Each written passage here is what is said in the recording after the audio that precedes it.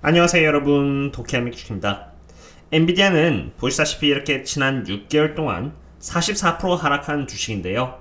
지금 현재 기준으로 해서 엔비디아가 노출되어 있는 단기적인 리스크는 어떠한 것들이 있는지 알아볼 것이고, 장기적인 전망은 어떠한 것들이 있는지 한번 알아보도록 하겠습니다. 그럼 시작하겠습니다. 그리고 이렇게 좋아요를 눌러주시면은 제가 꾸준히 채널을 유지하고 분석하는데 큰 도움이 되니 많은 도움 부탁드립니다. 가장 먼저 엔비디아의 기술적인 분석입니다. 제가 기술적인 분석을 좋아하는 편은 아닙니다만, 그래도 지금 엔비디아가 직면한 상황, 그리고 직면할 수 있는 시나리오를 그나마 쉽게 보여드리기 위해서 기술적 분석을 해보려고 합니다. 우선 지금 엔비디아 차트가 보여주고 있는 흐름은 앞으로 bearish하다는 것을 예고하고 있는 상태인데요. 지금은 약 155달러 서포트 레벨에 안착하고 있는 상태입니다. 몇 주 동안 계속 155달러의 서포트 레벨을 계속 테스트하고 있는 그런 상태인데요. 만약 이 선이 무너진다면 주가는 여기 135달러까지도 테스트를 하러 내려갈 수도 있겠습니다. 게다가 RSI를 봤을 때 주가가 조금 더 하락할 수 있는 예시를 남겨두고 있다는 것 또한 조금 우려가 됩니다. 그러나 만약 155달러의 서포트 레벨을 지켜준다면 주가는 다시 180달러대를 테스트하러 올라갈 수도 있겠습니다. 그럼 이러한 기술적 분석에 있어서 어떠한 방향이 조금 더 가능성이 있는지 그 외적 팩터들을 한번 보도록 하겠습니다. 엔비디아의 매출액은 보시다시피 데이터 센터 그리고 게이밍 쪽이 주를 차지하고 있는데요. 게이밍 쪽을 위주로 본다면은 적어도 3월달을 시작으로 6월달까지 아마존과 제3의 업체에서 유통되는 GeForce RTX 3080 게이밍의 가격은 어느정도 하락했다는 것을 이렇게 볼 수 있습니다. 그리고 GeForce RTX 3090 Founders Edition 또한 동일한 양상을 보이고 있는 상태입니다. 이러한 양상은 게이밍에 들어가는 GPU에 있어서 가격적 하락은 수요가 어느정도 줄었다는 것을 보여주는 부분이며, 엔비디아 최근 컨퍼런스 콜에 의하면은 게이밍 쪽에서의 매출액은 2022년 2분기에도 우크라이나에서의 전쟁과 중국에서의 코로나 락다운 영향으로 인해서 줄어들 것이라고 하고 있습니다. 실제 GPU의 가격과 경영진의 예측이 맞아떨어진다고 할 수 있겠죠. 그럼 이러한 부분이 미리 선반영되었다고도 볼 수 있을까요? 한번 밸류에이션을 체크해 보도록 하겠습니다. 지금 엔비디아가 위치한 PE 멀티플은 32.88로 2022년에는 77.60%의 EPS 성장률을, 2023년에는 23.42%, 2024년에는 16.79%, 그리고 2025년에는 19.53%의 EPS 성장률을 예측할 것으로 이렇게 많은 애널리스트들에 의해서 예측이 되고 있는 상태입니다. 애널리스트들의 예측에 따라서 엔비디아가 보여줄 2025년까지의 평균 성장률은 19.91%로 사실 32.88의 멀티플에 비해서는 조금 비싼 편이다라고 할 수 있겠습니다. 왜냐면 PEG가 1 이상이며 엔비디아의 성장률 대비해서 PE 멀티플이 조금 더 앞서 있는 상황이기 때문입니다. 그렇기 때문에 정말 보수적인 시각적으로 본다면은 엔비디아가 109달러까지 떨어져서 PE 멀티플이 19.91까지 도달했을 때, 그때가 엔비디아가 정말 저평가에 진입하는 그런 가격이라고 할 수 있겠죠. 그렇지만 엔비디아라는 기업은 워낙 펀더멘털이 좋은 기업이기 때문에 시장으로부터 많은 프리미엄을 받아왔던 기업입니다. 보시다시피 수익성 아래에 있는 마진율 모두가 굉장히 좋은 지표를 보여주고 있고요. 성장률 또한 revenue, 순이익, free cash flow, book value, tangible book value 모든 부분이 다 성장하고 있습니다. 재무적 건전성 또한 굉장히 훌륭한 편이고요. 리턴스의 ROIC, ROC, Return on Equity, Return on Assets 부분 또한 나쁠 게 전혀 없는 상태입니다. 그렇기 때문에 엔비디아의 PE 멀티플은 25에서 29까지 괜찮은 멀티플 프리미엄을 인정받을 수 있었던 것이죠. 저 또한 엔비디아의 장기 투자로서 과거의 엔비디아의 주가가 이렇게 가파르게 올라갔을 때 엔비디아의 주가를 추가로 매수하지 않았습니다. 왜냐면 그때 당시 엔비디아의 PE 멀티플은 64, 74, 81로 정말 말도 안 되는 PE 멀티플을 성장률 대비해서 보여주고 있었기 때문입니다. 지금의 멀티플은 32까지 떨어졌고요.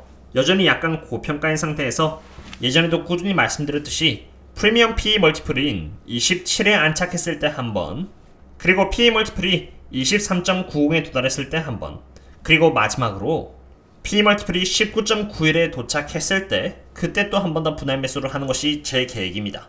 참고로 몇몇 분들께서 지금 이렇게 악재가 만연한 상태에 분석이 무슨 의미가 있냐라고 하시는데, 그럼 반대로 악재가 아닌 호재가 넘쳤던 2021년대 엔비디아를 매수하셨다가 단타를 안 하셨던 분들은 지금 다 물린 상태입니다. 호재가 가득했던 2021년의 엔비디아의 멀티플은 기본 50 이상이었고 높았을 때는 자그마치 58에서 60, 70, 80까지도 올라갔습니다. 그때 정말 엔비디아의 밸류에이션을 알아보았다면 투자를 보수적으로 조심스럽게 했을 것입니다. 거시경제의 흐름은 항상 저희 투자들보다 먼저 앞서 나가기 때문에 무조건 한방 맞고 시작할 수밖에 없는 것이죠. 하지만 반대로 버텀업 스타일의 기업에만 집중하여 분석하고 투자하는 것은 장기 투자에게 있어서 나름 안도감을 줍니다. 객관적으로 앞으로 기업의 어닝 대비해서 지금이 저평가인지 고평가인지 알 수 있고요. 과거 2003년까지 거슬러 올라가 엔비디아의 평균 PE 멀티플과 지금의 PE 멀티플을 비교하여 지금이 저평가인지 고평가인지를 판단하고 투자하는 수량을 조절할 수 있습니다. 지금 현재 엔비디아의 PE 멀티플은 41.23으로 지난 19년 동안 평균 PE 멀티플 34에 비하면은 여전히 지금도 조금 고평가라고 할 수 있겠죠. 아까랑 동일합니다. 다만 숫자가 여기 조금 다른 이유는 이것은 갭 기준이고요. 아까 제가 보여드린 밸류에이션은 논갭 기준이기 때문에 숫자가 약간 다르긴 합니다만 기준이 다를 뿐이지 밸류에이션 입장에서는 똑같이 엔비디아가 조금 고평가라는 것을 보여주고 있습니다.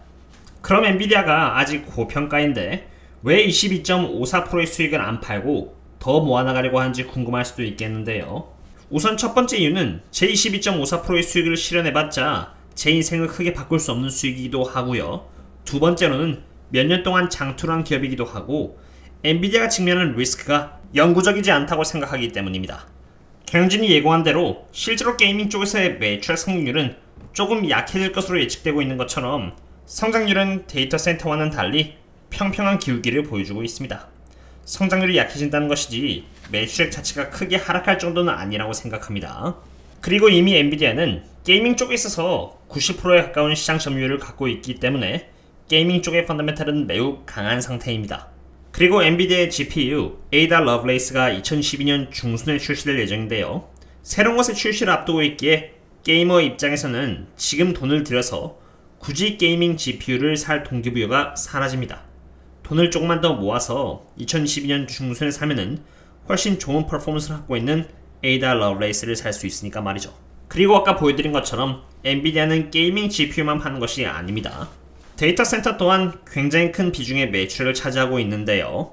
데이터 센터의 경우 앞으로의 매출 승률은 매우 기대가 되고 있는 상태입니다.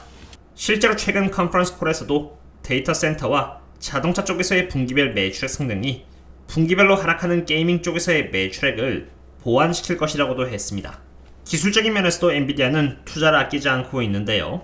2023년에 4나노 공정으로 만들어진 하퍼 H100의 GPU를 출시할 예정인데 컨퍼런스 콜에 의하면은 H100은 전 세계에서 가장 파워풀한 엑셀러레이터이며 기존 암페어 기반의 A100보다 훨씬 좋은 퍼포먼스를 갖고 있다고 이렇게 적혀 있습니다. 종합적으로 말씀드리자면은 기술적으로 봤을 때 엔비디아는 하락하고 있는 추세이며 보수적인 잣대로 밸류에이션을 본다면은 지금은 여전히 고평가라고 생각됩니다. 거시적인 이유로 인해서 엔비디아의 GPU 수요가 하락하여 게이밍 쪽의 시장이 위축되었고 이로 인해 엔비디아의 실적에 영향을 주고 있습니다만 거시적인 이유는 영구적이지 않으며 여전히 게이밍 외에 데이터 센터 쪽의 수요가 받쳐줄 것이기 때문에 저는 아까 제가 말씀드린 대로 엔비디아가 제 기준에 맞는 가격대에 오게 될 때마다 천천히 대응을 하면서 수량을 늘려나갈 예정입니다. 오늘의 분석은 여기까지 하도록 하겠고요. 그럼 다음에 또 다른 분석 관계 시간 뵙도록 하겠습니다. 그럼 다음에 또 만나요. See you later.